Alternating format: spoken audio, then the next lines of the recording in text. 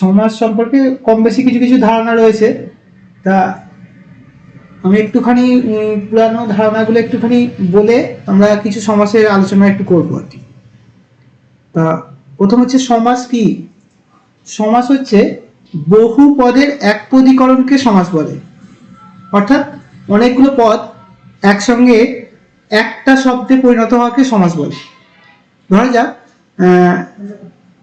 সিংহাসন, সিংহ চিহ্নিত আসন।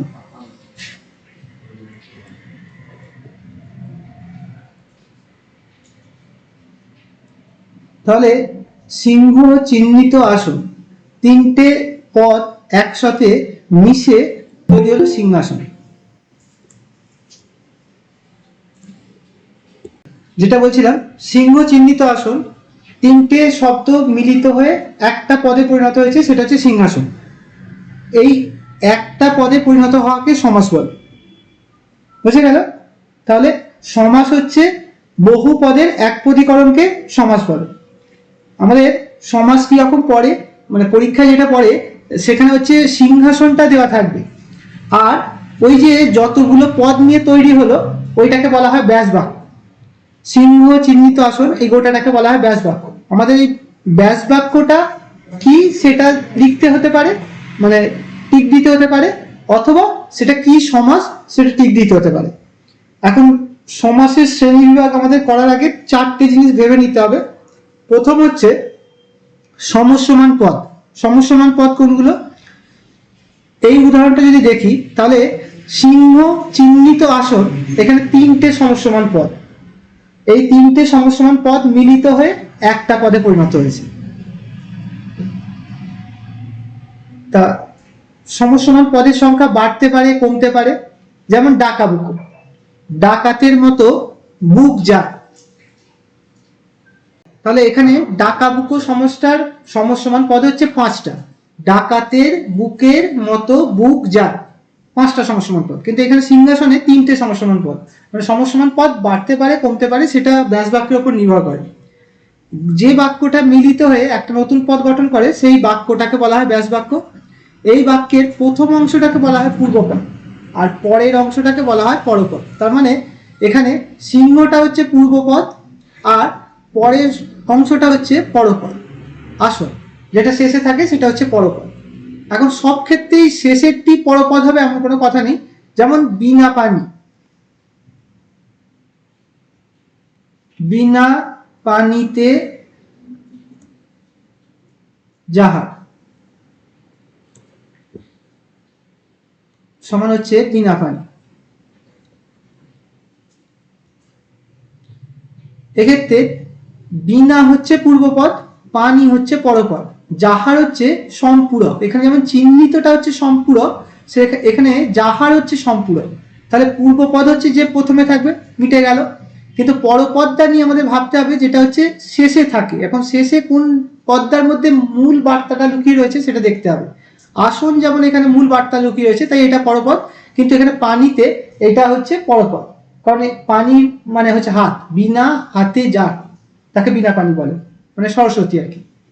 প্রথম আমরা বললাম সমস্যমান পদ, যতগুলো পদ মিলিত হয়ে একটা সমাস গঠন করে সেটাকে সমস্যমান পদ বলে। যে বাক্যটা একটা সমাস তৈরি করে সেই বাক্যটাকে বলা হয় ব্যাস বাক্য। ব্যাস বাক্যের প্রথম অংশটাকে বলা হয় পূর্বপদ, শেষের অংশটাকে বলা হয় পরপদ। আর সমস্যমান পদ, আরেকটা জিনিস আমাদের বুঝতে হবে, সেটা হচ্ছে সমস্যমান পদ। যেমন এখানে একটা শব্দ যেটা পরিণত হয়েছে বিনা পানি, সেটা হচ্ছে সমস্যমান পদ। তাহলে বহু পদের একপদীকরণকে সমাস বলে যেটা বললাম, সেই একটা পদকে বলা হচ্ছে সমস্যমান পদ। এখানে বিনা পানি সমস্যমান পদ, সিংহাসন সমস্যমান পদ, এইগুলো আর কি। তা এই হলো চারটে মূল বিষয় সমাসের। তারপর আমরা সমাসের শ্রেণীতে যাব। সমাসের শ্রেণী হচ্ছে সমাস প্রধানত 6 প্রকার। সমাস প্রধানত 6 প্রকার, হ্যাঁ, আর অপ্রধান সমাস 3 প্রকার। সমাস প্রধানত 6 প্রকার, অপ্রধান সমাস 3 প্রকার। বুঝে গেল? কি কি আমরা একটুখানি দেখি। তাহলে সমাসের শ্রেণী হিসাবে আমরা মোট 9টা সমাস আমাদের একটু জানতে হবে। সমাস কি জানলাম? সমাস হচ্ছে বহু পদের মিলিত একটা রূপ, একপদীকরণকে সমাস বলে। যতগুলো পদ মিলিত হয় সেই সবকটা পদকে এক একটা সমসমান পদ বলে। যে বাক্যটা নিয়ে একটা সমাস গড়ে ওঠে তাকে ব্যাস বাক্য বলে। ব্যাস বাক্যের প্রথমের অংশকে পূর্বপদ বলে, শেষের অংশকে পরপদ বলে। আর যে একটা পদে পরিণত হয় যে অংশটা, সেই একটা অংশকে বলা হচ্ছে সমস্ত পদ বা সমাসবদ্ধ পদ। এরপর সমাসের শ্রেণী, প্রথম শ্রেণী, প্রধান সমাসের প্রথম শ্রেণী দ্বন্দ্ব সমাস। দ্বন্দ্ব কথার অর্থ হচ্ছে ঝগড়া বা মিলন। এখানে আমরা ওই যে পূর্বপদ আর পরপদ করেছিলাম, প্রথম পদটিকে পূর্বপদ বলে, পরপদটিকে শেষের পদটিকে পরপদ বলে। দ্বন্দ্ব সমাসের ক্ষেত্রে পূর্বপদ এবং পরপদ দুজনের সমান প্রাধান্য থাকবে, দুজনেরই সমান প্রাধান্য থাকবে। এবং সেখানে ব্যাস বাক্যের ক্ষেত্রে মাঝখানে ও শব্দটি ব্যবহার হয়। আমরা প্রথমটা করছি দ্বন্দ্ব সমাস। পরীক্ষায় দেওয়া থাকবে দিন রাত, পরীক্ষায় দেওয়া থাকবে দিন রাত। এটা কি, কোন সমাসের উদাহরণ এবং এর ব্যাস বাক্য কি? ব্যাস বাক্য কি হবে? দিন ও রাত, দিন ও রাত, দিন রাত। তাহলে পরীক্ষায় দেওয়া থাকবে দিন রাত একটা শব্দ, সেটা আমাদের ব্যাস বাক্যে ভাঙতে হবে এভাবে, দিন ও রাত। যেখানে দিন হচ্ছে পূর্বপদ এবং রাত হচ্ছে পরপদ। এখন বোঝা যাচ্ছে দিনের যা গুরুত্ব রাতের সমান গুরুত্ব, অর্থাৎ দুটো পদের পূর্বপদ এবং উত্তরপদ দুই পদের সমান প্রাধান্য থাকবে দ্বন্দ্ব সমাসের ক্ষেত্রে। দ্বন্দ্ব সমাসের ক্ষেত্রে দুই পদের সমান প্রাধান্য থাকবে, পূর্বপদ এবং উত্তরপদ সমান প্রাধান্য থাকবে। তাহলে আমি কয়েকটা উদাহরণ বলি। যেমন ছোট বড় কি হতে পারে?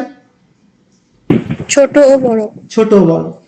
ঠিক এইভাবে রাজা রানী, রাজা ও রানী, ভালো মন্দ, ভালো মন্দ, এইভাবে কিন্তু বেশ কিছু উদাহরণ দেওয়া যায়। এরকম দ্বন্দ্ব সমাসের আবার বেশ কিছু ভাগ আছে, সেই ভাগগুলো আমাদের আসার প্রয়োজন নেই, কিন্তু আমাদের বিষয়টা জানতে হবে। আমি ভাগগুলো খুব তাড়াতাড়ি বলে যাচ্ছি। যেমন প্রথমটা হচ্ছে বিশেষ্য পদের দ্বন্দ্ব। দুটো নাম পদ, অর্থাৎ যেগুলো আমরা নাম শব্দ হিসাবে ধরি তাকে বলছে বিশেষ্য পদ। সেই বিশেষ্য পদের মধ্যে দ্বন্দ্ব হলো, আমরা যে উদাহরণটা লিখেছি সেটা হচ্ছে একটা বিশেষ্যের দ্বন্দ্ব। মানে যেখানে দিন হচ্ছে একটা বিশেষ্য পদ, রাতও হচ্ছে একটা বিশেষ্য পদ, দিন রাত, এই শব্দটা হচ্ছে বিশেষ্য পদের দ্বন্দ্ব। এবার বিশেষণ পদের দ্বন্দ্ব কিরকম হতে পারে? যেমন ভালো ও মন্দ, ভালো ও মন্দ, এটা হচ্ছে বিশেষ্যের দোষ গুণ প্রকাশ করে, তাহলে সেটা হচ্ছে বিশেষণ। বিশেষ্যের দোষ গুণ প্রকাশ করলে বিশেষণ হয়, তাহলে ভালো এটাও বিশেষণ, মন্দ সেটাও বিশেষণ, তাহলে এটা বিশেষণের দ্বন্দ্ব। ঠিক তেমনি সর্বনাম, সর্বনাম পদের দ্বন্দ্ব হচ্ছে যেমন তুমি আমি, তুমি ও আমি, এক্ষেত্রে এটা সর্বনাম পদের দ্বন্দ্ব। ক্রিয়াপদের দ্বন্দ্ব হয়, যেমন হেসে খেলে, হেসে ও খেলে, নাচ গান, নাচ ও গান, লেখাপড়া, লেখা ও পড়া, তাহলে এগুলো হচ্ছে ক্রিয়াপদের দ্বন্দ্ব। এরপর হচ্ছে সমার্থক দ্বন্দ্ব। সমার্থক দ্বন্দ্ব হচ্ছে যখন একই রকম শব্দবন্ধ থাকে। যেমন একই রকম শব্দবন্ধ বলতে আমরা কিরকম বুঝি? চিঠি পত্র, চিঠি ও পত্র, যেটা চিঠি সেটাই পত্র, কিন্তু সেটা আমরা সমার্থক শব্দ হিসাবে ব্যবহার করি, তাই এটা হচ্ছে সমার্থক দ্বন্দ্ব। এরকম উদাহরণ কি হতে পারে? মাথা মুন্ডু হতে পারে, মাথা ও মুন্ডু। যেমন হতে পারে ঘর বাড়ি, ঘর ও বাড়ি, লজ্জা সরম, লজ্জা ও সরম। আর হতে পারে ছাই ভস্য হতে পারে, ছাই ও ভস্য, ধন দৌলত হতে পারে, ধন ও দৌলত, এগুলো হচ্ছে সমার্থক পদের দ্বন্দ্ব। বিপরীতার্থক দ্বন্দ্ব কি হতে পারে? যেমন ভালো মন্দ, ভালো ও মন্দ, ছোট বড়, ছোট ও বড়, এগুলো হচ্ছে বিপরীতার্থক দ্বন্দ্ব। এরপর হচ্ছে অনুচর দ্বন্দ্ব। অনুচর দ্বন্দ্ব হচ্ছে যখন একটা শব্দের অনুষঙ্গে আরেকটা শব্দ আসে, যখন একটা শব্দের অনুষঙ্গে আরেকটা শব্দ আসে এবং যেটার অর্থ থাকে না, প্রথমটার অর্থ থাকে, দ্বিতীয়টার অর্থ থাকে না, সেটাকে বলছে অনুচর শব্দ। যেমন আমরা অনেক সময় বলি বই টই, বই ও টই, তাই টইটার অর্থ নেই, বইয়ের অর্থ থাকলেও টইটার অর্থ নেই, সেটা হচ্ছে অনুচর দ্বন্দ্ব। কিন্তু যখন একটার অনুষঙ্গে আরেকটা শব্দ আসে যার প্রথমটার অর্থ আছে এবং দ্বিতীয়টার অর্থ আছে, তাকে সহচর দ্বন্দ্ব বলে। যেমন আমরা বলি চেয়ার, সঙ্গে সঙ্গে একটা শব্দ এসে যায় টেবিল, তাহলে চেয়ার ও টেবিল সেটা হচ্ছে সহচর দ্বন্দ্ব। কিন্তু যখন বলছি বই ও টই, তখন সেটা হয়ে যাচ্ছে অনুকার দ্বন্দ্ব। যদি বলি ভাত ও টাত, তাহলে কিসের উদাহরণ হবে? ভাত টাত, কাজ টাজ, এটি কিসের হবে? এটি অনুকার দ্বন্দ্ব হবে, অনুচর দ্বন্দ্ব হবে। অর্থাৎ যেটা প্রথমটার অর্থ থাকবে, দ্বিতীয়টার অর্থ থাকবে না, একজনের অনুষঙ্গে আরেকজন এসেছে, সেক্ষেত্রে সেটা অনুকার দ্বন্দ্ব। আর যখন একজনের অনুষঙ্গে আরেকজন আসবে এবং প্রথমটার সাথে সাথে দ্বিতীয়টার অর্থ সমান থাকবে, তখন সেটাকে বলা হচ্ছে সহচর দ্বন্দ্ব। তাহলে এগুলো দ্বন্দ্বের শ্রেণীবিভাগ।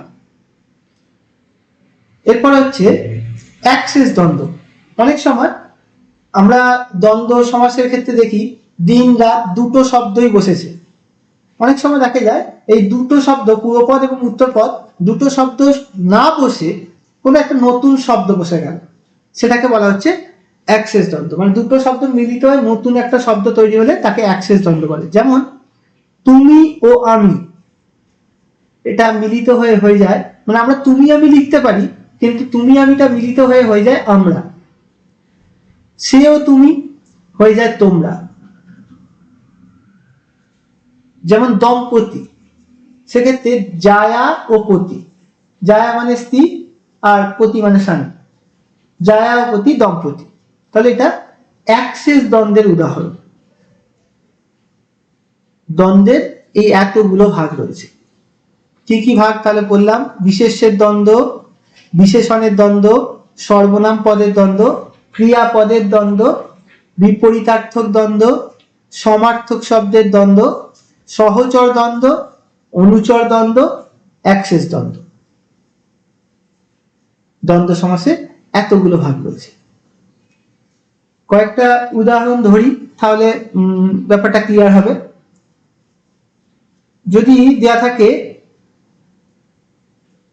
মালা চন্দন, কি রকম দ্বন্দ্ব হতে পারে এটা? সহচর মালা চন্দন, সহচর মালা ও চন্দন সহচর দ্বন্দ্ব হতে পারে, মালা চন্দন সহচর হতে পারে, আর বিশেষ্য পদের দ্বন্দ্ব হতে পারে।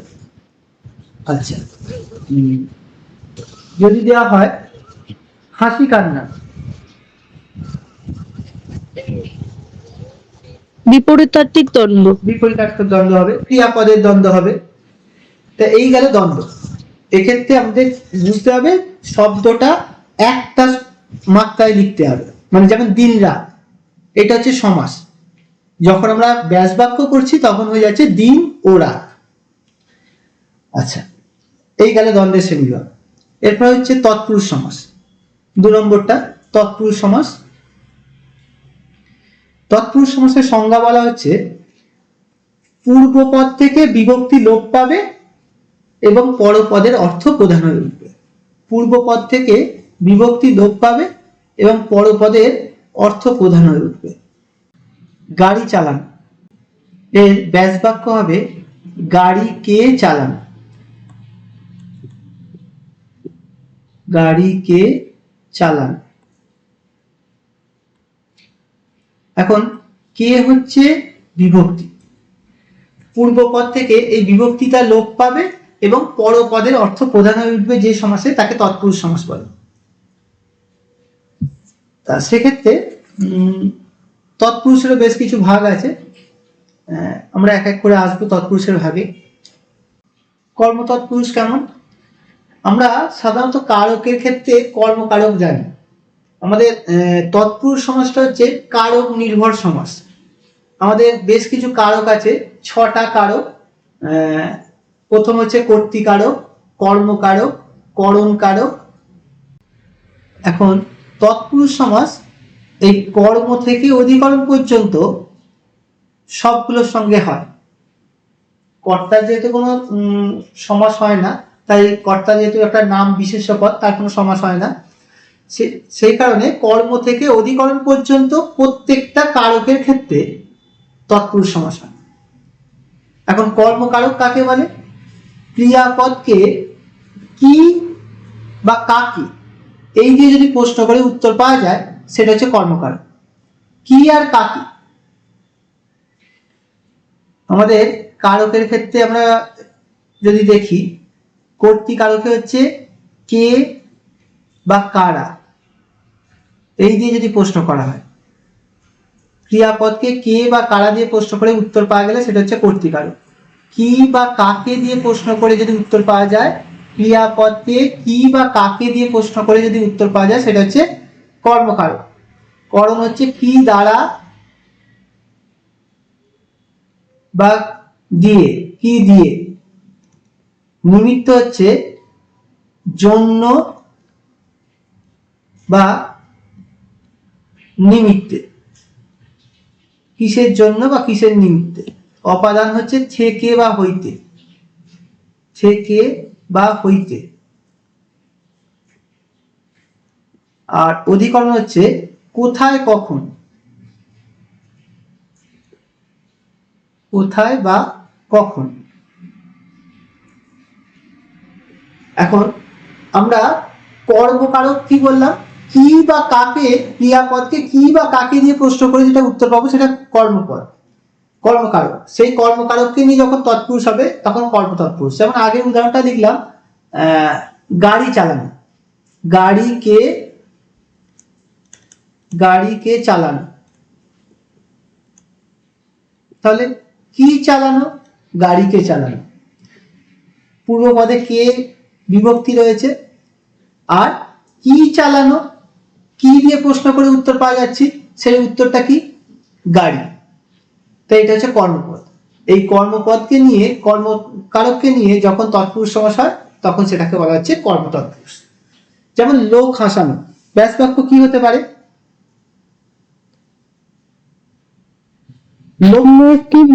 লোককে হাসানো। সেক্ষেত্রে কাকে হাসানো? লোককে হাসানো। এরকম হতে পারে বধূকে বরণ, বধূ বরণ। হতে পারে কলাকে বেচা, কলা বেচা। জলকে তোলা, জল তোলা। ঘরকে ধোয়া, ঘর ধোয়া। তো এইগুলো সব হচ্ছে কর্মতৎপুরুষের উদাহরণ। 2, করণ তৎপুরুষ। করণ তৎপুরুষের উদাহরণ হচ্ছে দিয়ে দ্বারা হয়, মানে কিসের দ্বারা, কি দিয়ে। ধরা যাক লাঠি পেটা, লাঠি দ্বারা পেটা। এখানে দ্বারাটা অনুসর্গ, যে অনুসর্গকে বিভক্তির একটা রূপ ধরা হয়। তাহলে পূর্বপদ থেকে এই দ্বারা বিভক্তিটা লোপ পাচ্ছে, আমরা সমাস করে কি পাচ্ছি? লাঠি পেটা, লাঠি পেটা। তাহলে এখানে দ্বারা শব্দটা লোপ পেয়েছে, তাহলে পূর্বপদ থেকে বিভক্তি বা অনুসর্গ লোপ পাবে। আমাদের পূর্বপদ ছিল লাঠি, তার সঙ্গে দ্বারা ছিল, সেই দ্বারাটা লোপ পেয়েছে। এখন দ্বারা দিয়ে হলে করণ কারক, লাঠি দ্বারা পেটা। তাই এটা হচ্ছে করণ তৎপুরুষের উদাহরণ। যেমন শোকাচ্ছন্ন, শোকের দ্বারা আচ্ছন্ন, শোকের দ্বারা আচ্ছন্ন। কষ্টসাধ্য, কষ্টের দ্বারা সাধ্য। মন গড়া, মন দিয়ে গড়া। ঢেঁকি ছাটা, ঢেঁকি দ্বারা ছাটা। পদদলিত, পদের দ্বারা দলিত, পদের দ্বারা দলিত, মারামার, পদদলিত। তাহলে এগুলো সব হচ্ছে করণ তৎপুরুষের উদাহরণ। কি বা কাকে দিয়ে হলে কর্মতৎপুরুষ, আর কিসের দ্বারা বা কি দিয়ে হলে করণ তৎপুরুষ। এরপর হচ্ছে নিমিত্ত তৎপুরুষ। জন্য বা নিমিত্তে বা উদ্দেশ্যে। তৎপুরুষের 3 নম্বরটা নিমিত্ত তৎপুরুষ। যেমন এখানে জন্য কথাটা আসবে, জন্য বা নিমিত্তে এই কথাটা আসবে। যেমন ডাক মাসুল শব্দটা দিয়েছে, ডাক মাসুল। ডাক মাসুল কথার অর্থ হচ্ছে মানে চিঠির জন্য প্রদেয় অর্থ। আমরা চিঠি পাঠাই, তো চিঠির জন্য আমরা পোস্ট অফিসে একটা অর্থ দিতে হয় আর কি, ডাক টিকিট কেনার জন্য, এটাকে বলে ডাক মাসুল। তাহলে ডাকের জন্য মাসুল, ডাক এখানে চিঠি, ডাকের জন্য মাসুল, এটাকে বলা হচ্ছে নিমিত্ত তৎপুরুষ। এরকম একইভাবে হতে পারে তীর্থযাত্রা। তীর্থযাত্রা কি হতে পারে? তীর্থের জন্য যাত্রা, তীর্থের জন্য যাত্রা, তীর্থযাত্রা। রান্নাঘর কি হতে পারে? রান্নার জন্য ঘর। একইভাবে হতে পারে ফাঁসি কাঠ, ফাঁসির জন্য কাঠ। ভিক্ষা পাত্র, ভিক্ষার জন্য পাত্র। বরণ ডালা, বরণের জন্য ডালা বা বরণের উদ্দেশ্যে ডালা, বরণের নিমিত্তে ডালা, যেটা খুশি বরণ ডালা। অর্থাৎ জন্য, উদ্দেশ্য বা নিমিত্ত এলে নিমিত্ত তৎপুরুষ। ডাকের জন্য মাসুল, ডাক মাসুল। তপবন হতে পারে তপস্যার জন্য বন বা তপস্যার উদ্দেশ্যে বন, তপবন। শিব মন্দির হতে পারে শিবের নিমিত্তে মন্দির। রেল ভাড়া হতে পারে রেলের জন্য ভাড়া। এগুলো হচ্ছে নিমিত্ত তৎপুরুষের উদাহরণ। অপাদান কারকের ক্ষেত্রে ক্রিয়াপদকে থেকে বা হইতে দিয়ে প্রশ্ন করা হয়, তাকে দিয়ে যখন সমাস হয় তখন সেটা অপাদান তৎপুরুষ। যেমন দুগ্ধজাত, দুগ্ধ হইতে জাত, জাত মানে তৈরি হওয়া আর কি, জন্ম। তাহলে যেগুলো হচ্ছে দুধ থেকে তৈরি হয় আর কি, দুগ্ধজাত। দুগ্ধ হইতে জাত, এটা হচ্ছে অপাদান তৎপুরুষের উদাহরণ। এরকম হতে পারে জন্মান্ধ, জন্ম থেকে অন্ধ। বিপদ মুক্ত, বিপদ থেকে মুক্ত। হতে পারে রোগ মুক্ত, রোগ থেকে মুক্ত। জলাতঙ্ক, জল হইতে আতঙ্ক। লোকভয়, লোক হইতে ভয়।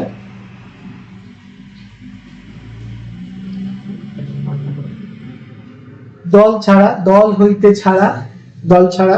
এগুলো সব হচ্ছে অপাদান তৎপুরুষের উদাহরণ। এরপর অধিকরণ তৎপুরুষ। অধিকরণ তৎপুরুষ এক্ষেত্রে অধিকরণে হচ্ছে কোথায় কখন। অধিকরণের ক্ষেত্রে হচ্ছে কোথায় কখন, সেটা হচ্ছে অধিকরণ তৎপুরুষ। যেমন গাছ পাকা, গাছ পাকা, গাছে পাকা। কোথায় পাকা? গাছে পাকা। এক্ষেত্রে বিভক্তি হচ্ছে এ বিভক্তি রয়েছে পূর্বপদে, পূর্বপদে এ বিভক্তি আছে, তা সেই বিভক্তি লোপ পাচ্ছে, গাছ পাকা একসঙ্গে হবে, মানে একই মাত্রায় বাক্যটা হবে আর কি, গাছ পাকা।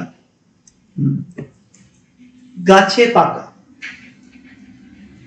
যেমন গলা ধাক্কা, কি হতে পারে? গলায় ধাক্কা। কোথায় ধাক্কা? গলায় ধাক্কা, গলা ধাক্কা। গৃহবন্দী, গৃহে বন্দী। মাথা ব্যথা, মাথায় ব্যথা। সত্যাগ্রহ, সত্যে আগ্রহ। বাটা ভরা, বাটায় ভরা। গোলা ভরা, গোলায় ভরা। মাতৃভক্তি, মাতৃর প্রতি ভক্তি। বিশ্ববিখ্যাত, বিশ্বে বিখ্যাত। এগুলো হচ্ছে অধিকরণ তৎপুরুষের উদাহরণ হতে পারে। কোথায় বিখ্যাত?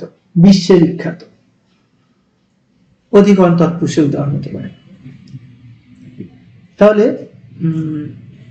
তৎপুরুষ সমাসের আমরা যেগুলো পেলাম, প্রথমটা হচ্ছে কর্ম তৎপুরুষ, করণ তৎপুরুষ, নিমিত্ত তৎপুরুষ, অপাদান তৎপুরুষ, অধিকরণ তৎপুরুষ। এই কারক সম্পর্ক ছাড়াও আরো কয়েক ধরনের তৎপুরুষ আমরা পাই, সেটা হচ্ছে নং তৎপুরুষ বা না তৎপুরুষ। নং তৎপুরুষ বা না তৎপুরুষ সেটা কি? নাবাচক শব্দ প্রয়োগ করে যখন তৎপুরুষ সমাস করা হয় তখন তাকে নং তৎপুরুষ বলা হয়। যেমন অরসিক ব্যাস বাক্য করলে হবে নয় রসিক। অরসিক এই শব্দটা ব্যাস বাক্য আমরা করতে পারবো নয় রসিক। এই নয় শব্দটা আছে বলে এটাকে নং তৎপুরুষ বলা হয়। অব্রাহ্মণ হতে পারে নয় ব্রাহ্মণ।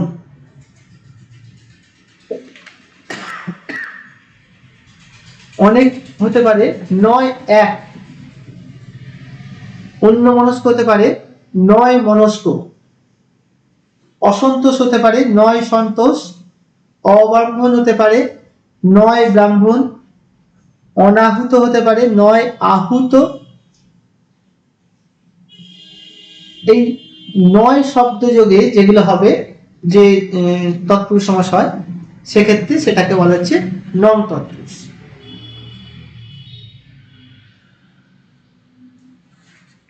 এছাড়া আরো এক ধরনের তৎপুরুষ হয়, সেটা হচ্ছে উপপদ তৎপুরুষ।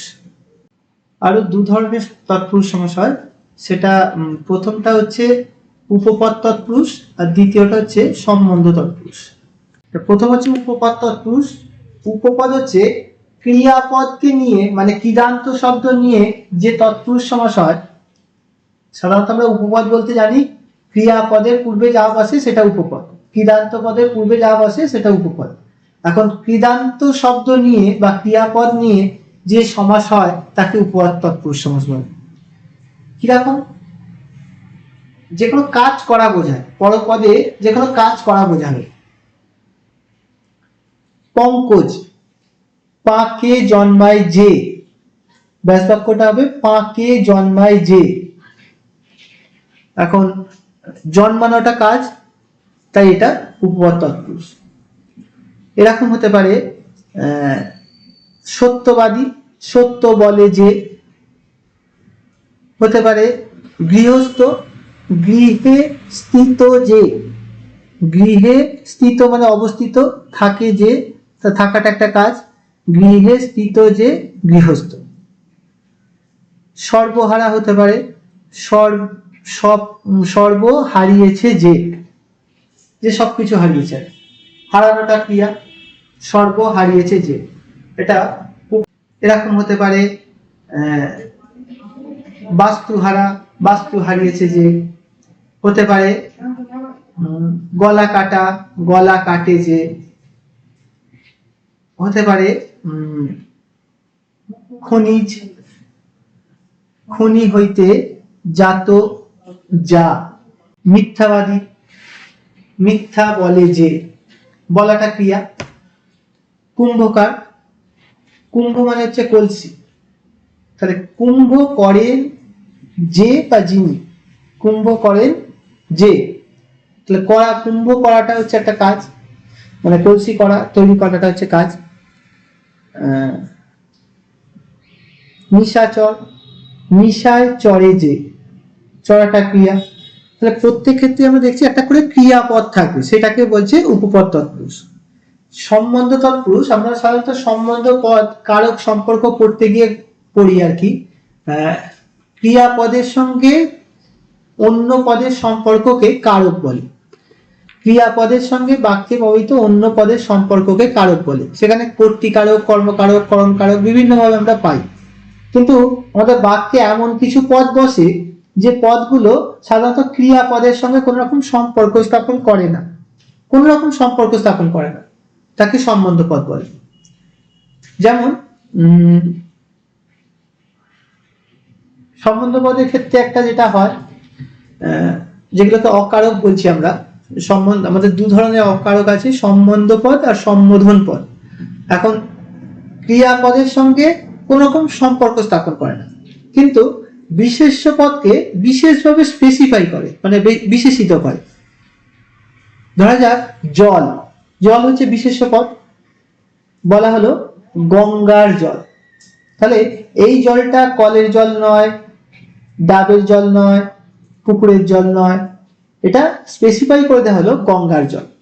এই যে স্পেসিফাই করে দেওয়া হচ্ছে, যে বিশেষভাবে বিশেষিত করে দেওয়া হচ্ছে, সেটাকে বলা হচ্ছে সম্বন্ধ পদ। এখন এই সম্বন্ধ পদকে নিয়ে যে সমাস হয় সেটাকে বলা হচ্ছে সম্বন্ধ তৎপুরুষ। যেমন রাজার ছেলে, রাজার পুত্র, রাজপুত্র। পরীক্ষা দেওয়া হলো রাজার রাজপুত্র, ব্যাস বাক্য হবে রাজার পুত্র। তাহলে এই পুত্রটা মন্ত্রীর পুত্র নয়, বা কোটালের পুত্র নয়, বা অন্য কারোর পুত্র নয়, এটা রাজারই পুত্র। বিশেষভাবে স্পেসিফাই করে দেওয়া হচ্ছে। পুত্র কথাটা বিশেষভাবে স্পেসিফাই করা হচ্ছে রাজপুত্র। ঠিক একইভাবে যদি বলা হয় রাজপথ, কি হতে পারে? রাজপথ কথাটা কি হতে পারে? রাজার পদ। এটা একটু ভুল হয়ে গেল। আমরা রাজপুত্রের ক্ষেত্রে বলতে পারি রাজার পুত্র। আমরা জানি রাজার পুত্রকেই রাজপুত্র বলে, কিন্তু রাজপথের ক্ষেত্রে আমাদের বলতে হবে পথের রাজা। কেননা পথ শুধুমাত্র রাজা সেই পথে যাবে এরকম কোনো ব্যাপার নেই, সেখানে প্রজারাও যাবে। রাজপথ কথার অর্থ হচ্ছে চওড়া রাস্তা, যেগুলোকে আমরা জাতীয় সড়ক বলি আর কি। তা সেক্ষেত্রে আমরা বলতে হবে পথের রাজা, মানে এই পথটা বিশেষভাবে স্পেসিফাই করে দেওয়া হচ্ছে যে মানে মানে এই রাজাটাকে বিশেষভাবে স্পেসিফাই করা হচ্ছে এটা পথের রাজা, মানে অন্য পথের থেকে একটু আলাদা।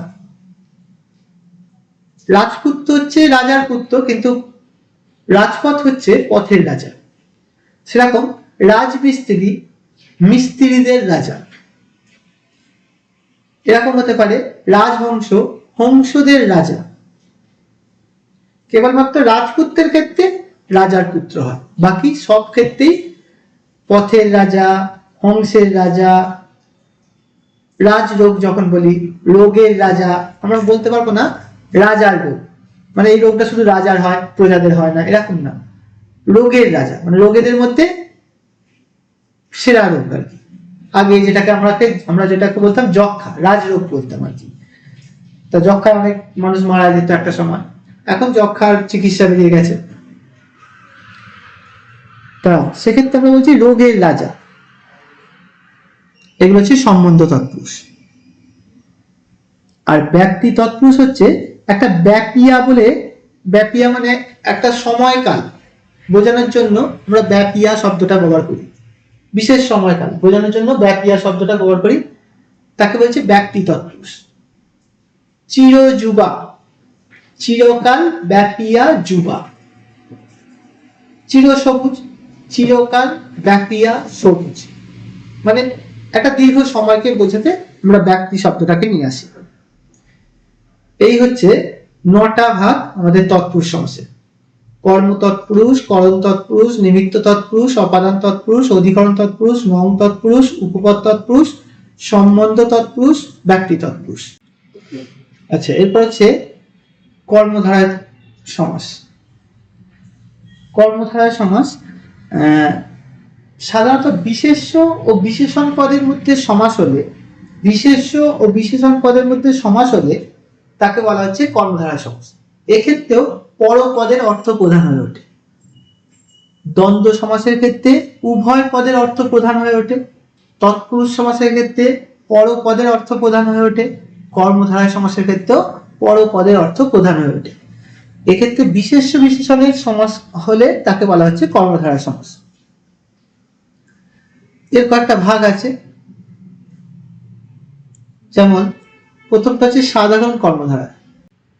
আমাদের পরীক্ষার ক্ষেত্রে ম্যাক্সিমাম পরে এই কর্মধারায় থেকে প্রশ্ন,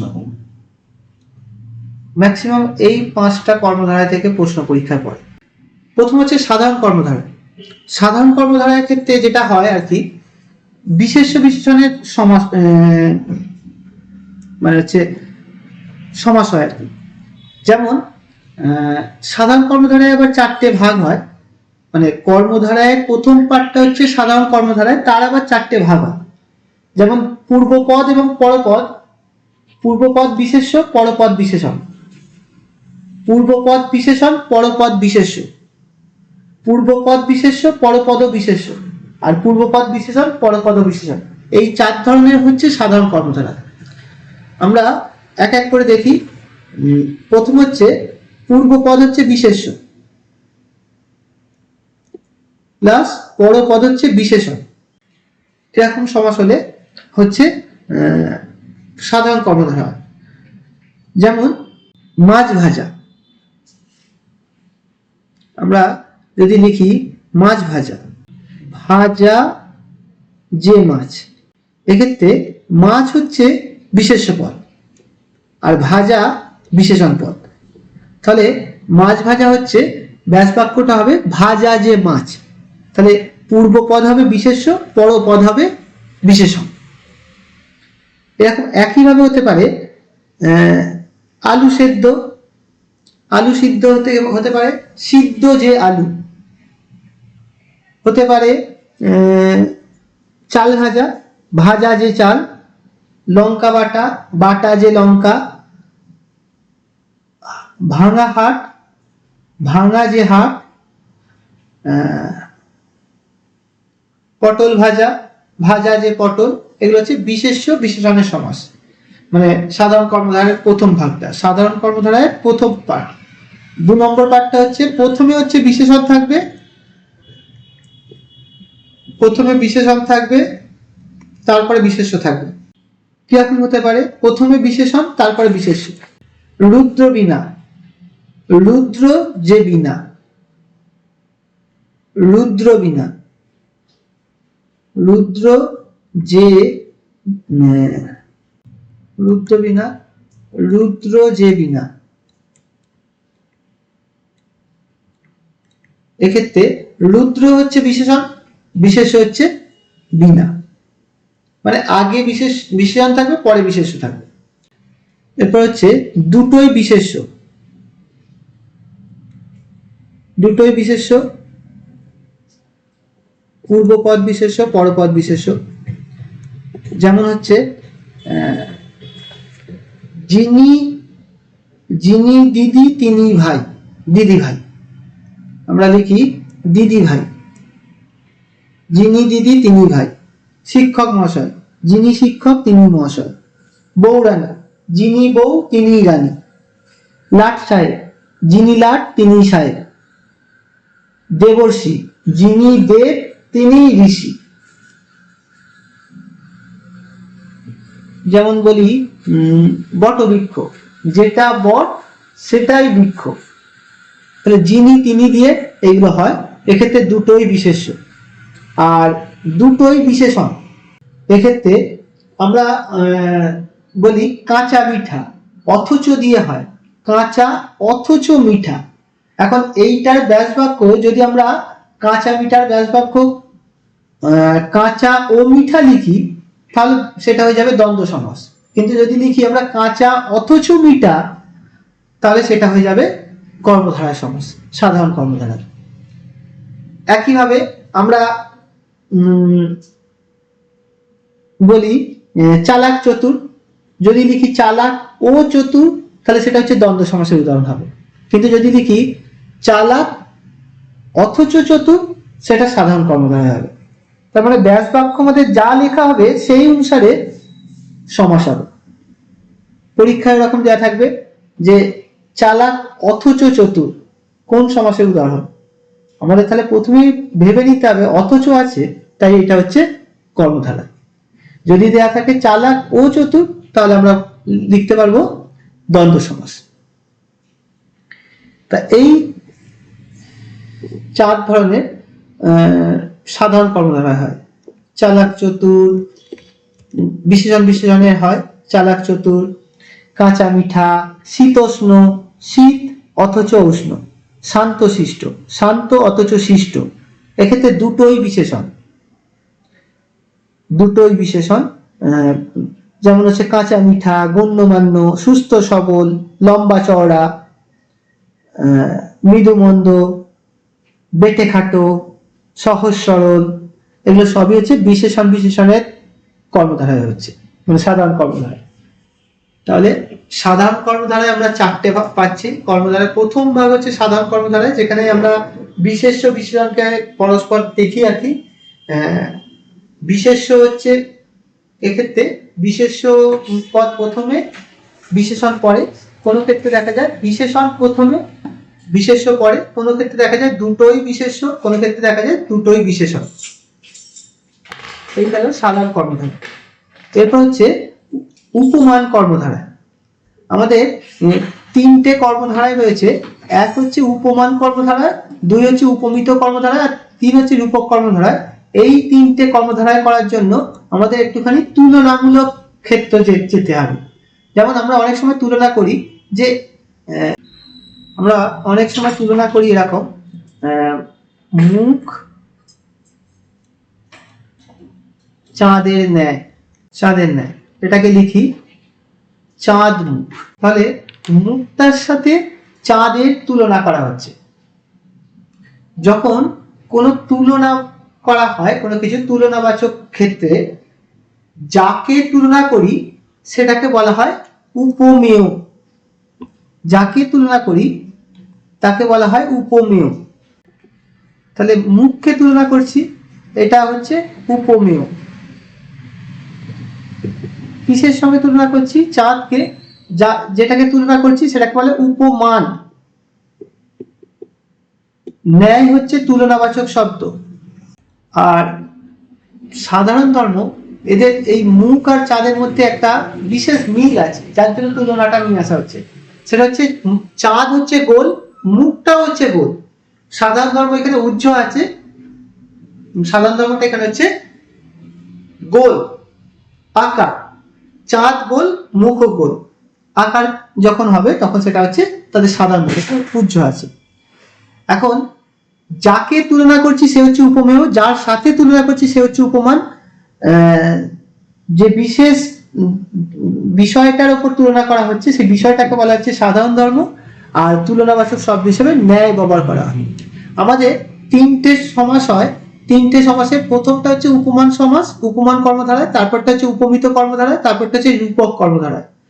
উপমান কর্মধারাতে যদি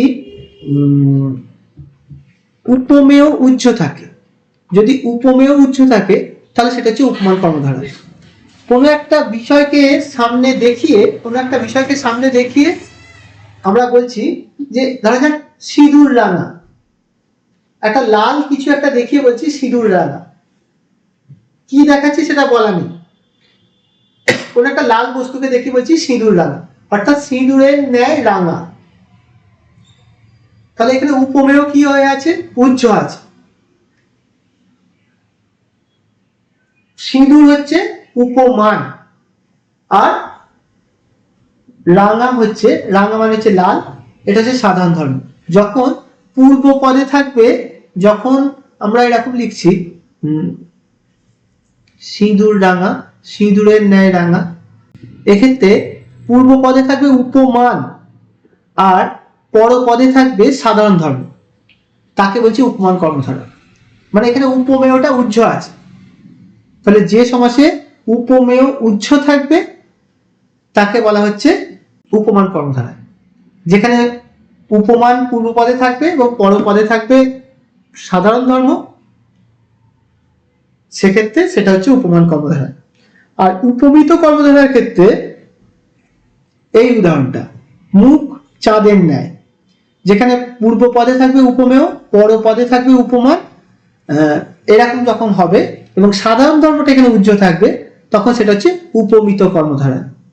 এবার আমি একটা উদাহরণ বলি, যেমন তুষার ধবল, তুষারের ন্যায় ধবল, এটা কোন সমাসের মধ্যে পড়তে পারে? কোন কর্মধারার সমাস?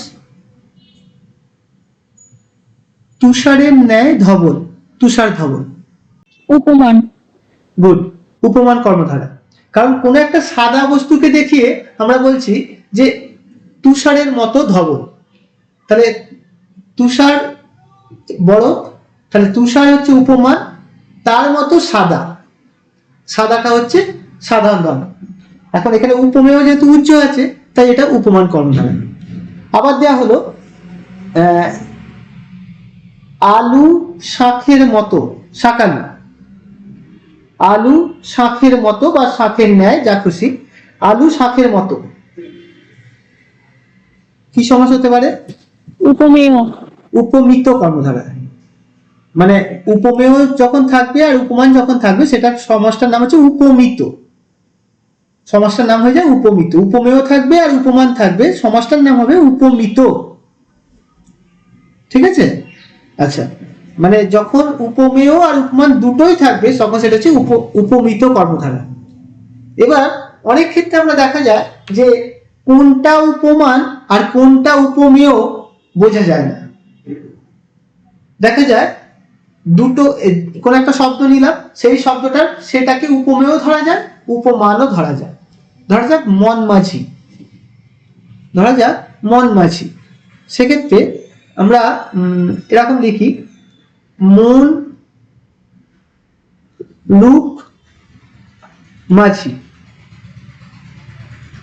এখন মানে মাঝিরা যখন সমুদ্রে যাত্রা করে তখন অকুল সমুদ্রে যাত্রা করে, কত দূর যাত্রা সে নিজেও জানে না। আমাদের মনও সেরকম ছুটে চলে, কত দূর ছুটে চলে আমরা তার পরিসীমা মাপতে পারি না।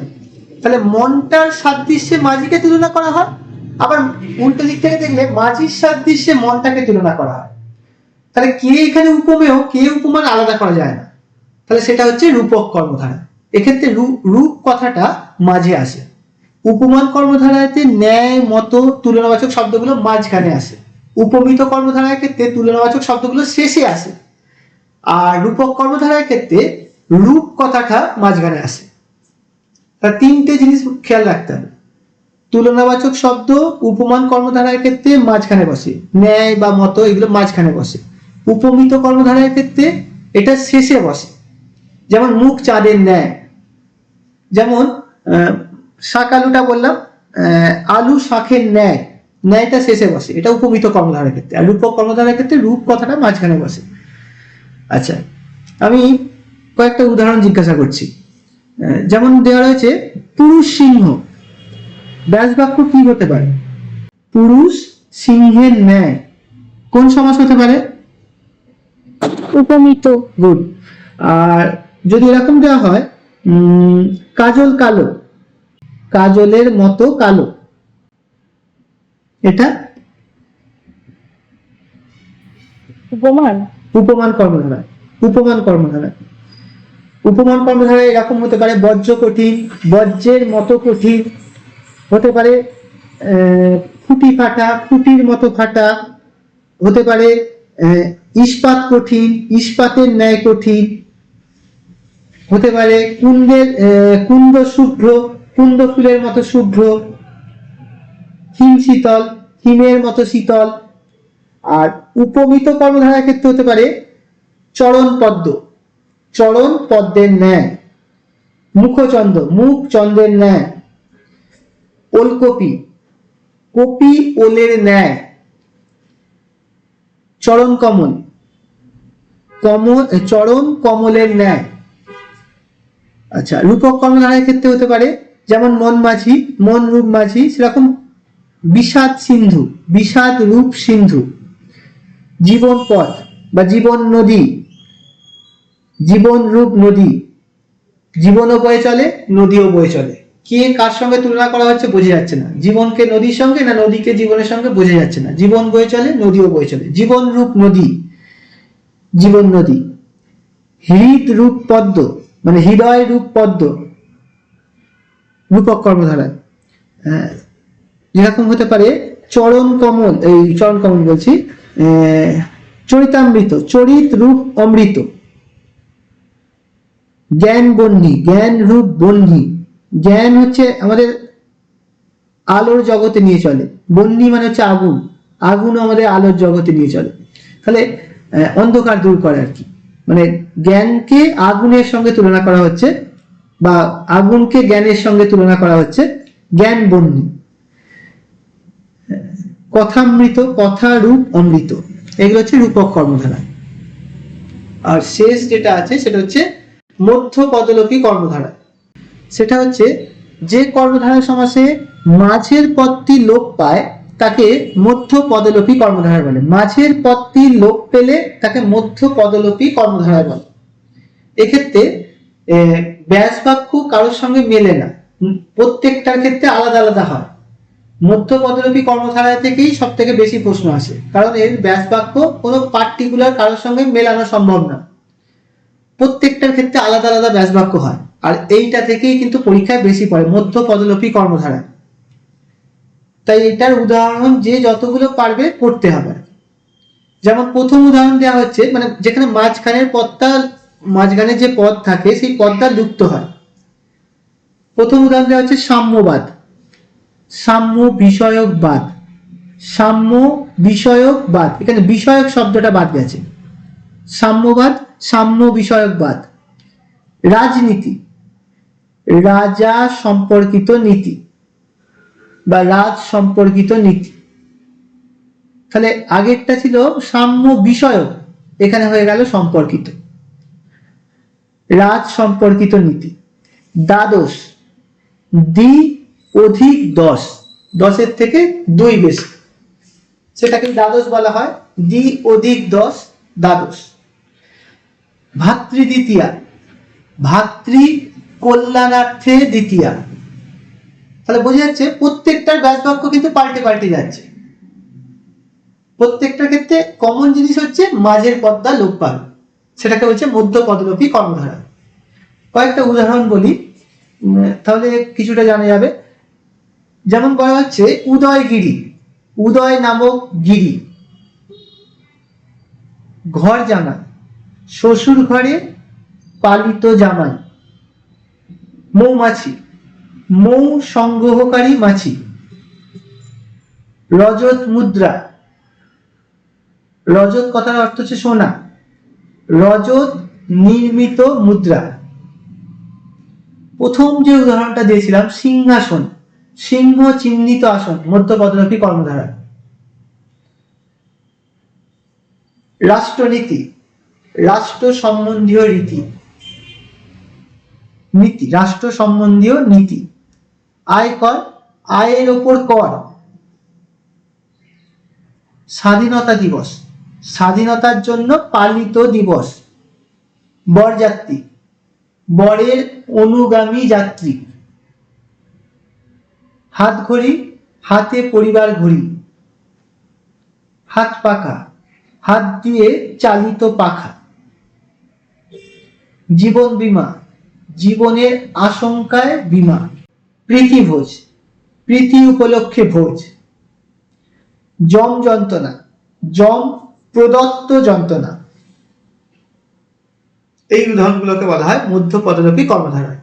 এরপর দ্বিগু সমাস, 4 নম্বর বহুব্রী সমাস আছে, কিন্তু আমি আগে দ্বিগু সমাসটা করিয়ে দিচ্ছি, দ্বিগু সমাসটা সহজ, দ্বিগু সমাসটা আগে করিয়ে দিচ্ছি। দ্বিগু হচ্ছে যে সমাসে পূর্বপদ সংখ্যাবাচক শব্দ থাকবে, পূর্বপদে সংখ্যাবাচক শব্দ এবং পরপদে বিশেষ্য পদ থাকবে, এবং পুরোটা একটা সমষ্টি বা সমাহারকে প্রকাশ করবে, তাকে দ্বিগু সমাস বলে। তাহলে পূর্বপদে সংখ্যাবাচক শব্দ, পরপদে বিশেষ্য পদ, এবং যা একটা সমষ্টি বা সমাহারকে প্রকাশ করে তাকে দ্বিগু সমাস বলে।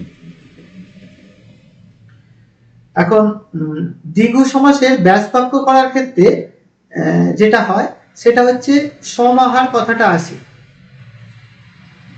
সমাহার, যেমন প্রথমটা হচ্ছে যদি আমরা এরকম লিখি পঞ্চবটী, 5টি বটের সমাহার, তার মানে এখানে সমাহার শব্দটা আছে, পঞ্চবটী। দ্বিগু সমাসের আবার দুটো ভাগ, একটা হচ্ছে সমাহার দ্বিগু আর একটা হচ্ছে তদ্ধিতাত্মক দ্বিগু। সমাহার দ্বিগুর মধ্যে ওইগুলো পড়ে যেখানে শেষে সমাহার কথাটা আসে। আমরা বললাম পঞ্চবটী, 5টি, তাহলে নবরত্ন কি হতে পারে? 9টি রত্নের সমাহার। সাতরঙা, 7টি রঙের সমাহার। 5 ফোড়ন, 5টি ফোড়নের সমাহার। মাথা, 3টি মাথার সমাহার। এই সমাহার সহযোগে যে দ্বিগু হয় তাকে সমাহার দ্বিগু বলে। কয়েকটা ধরি, যেমন শতাব্দী কি হতে পারে? শতাব্দী শত অব্দের সমাহার। অব্দ মানে বছর, 100 বছরের মানে সময়কে শতাব্দী বলা হয়, তাহলে শত অব্দের সমাহার। সপ্তাহ, অহ কথার অর্থ হচ্ছে দিন, সপ্ত অহের সমাহার। নবরত্ন, ওটা বললাম, 9টি রত্নের সমাহার। সেতার, সেতার হচ্ছে সে কথার অর্থ হচ্ছে তিন তারের সমাহার। তাহলে প্রত্যেকটার ক্ষেত্রে বোঝা যাচ্ছে পূর্ব পদে হচ্ছে সংখ্যাবাচক শব্দ থাকবে এবং পরপদে সেখানে বিশেষ্য পদ থাকবে এবং সেটা সমাহার প্রকাশ করবে, এটা হচ্ছে সমাহার দ্বিগু। আর তদ্ধিতাত্মক দ্বিগুর সংখ্যা বাংলা ভাষায় খুব কম। আমরা কয়েকটা মাত্র শব্দ পেয়েছি, সেটা হচ্ছে যেগুলো বলি আমরা 1 করি, 3 করি, 5 করি, 7 করি।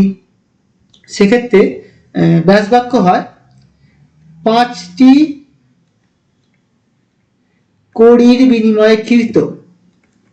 কড়ির বিনিময়ে কৃত, কৃত মানে কেনা।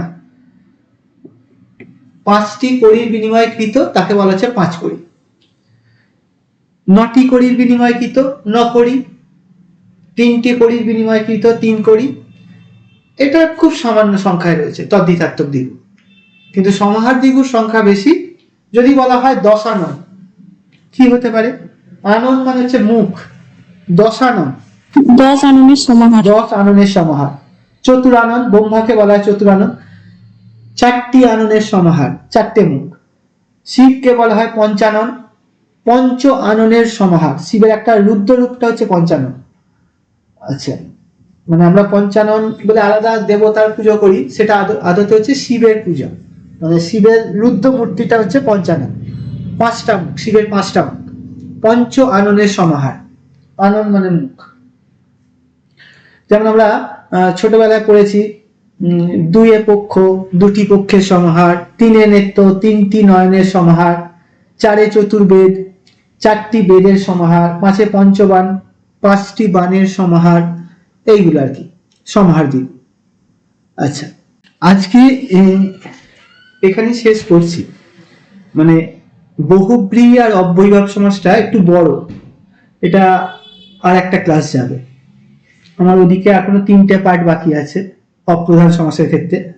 তাই এখানে প্রধান সমাসে বহুব্রীহি আর অব্যয়ীভাবটা বাকি থাকবে। 4টে সমাস পড়ানো হলো। মোটামুটি সমাসের যেটা হয়, সংজ্ঞা আমাদের আসবে না, আমাদের উদাহরণ আসবে। তাহলে বিভিন্ন সমাসের ক্ষেত্রে উদাহরণগুলো আমরা যতগুলো সমাস আছে আমাদের ক্লাস 8 আর ক্লাস 10-এ, জেনারেল কোর্সে ক্লাস 8 আর ক্লাস 10-এ যে কোনো ব্যাকরণ বই যদি জোগাড় করা সম্ভব হয়, সেখানে প্রচুর উদাহরণ দেওয়া রয়েছে। সেই উদাহরণগুলো যদি আমরা একটুখানি দেখি, আমাদের উদাহরণ যেহেতু আসবে, আমরা মোটামুটি বিষয়টা বুঝলাম, উদাহরণ পড়তে হবে আমাদের, নাহলে এটা করা সম্ভব না। পরীক্ষায় যেরকম আসবে সেটা হচ্ছে দেওয়া রইল পঞ্চবটি, কোন সমাসের উদাহরণ? আমাদের বলতে হবে দ্বিগু সমাসের উদাহরণ।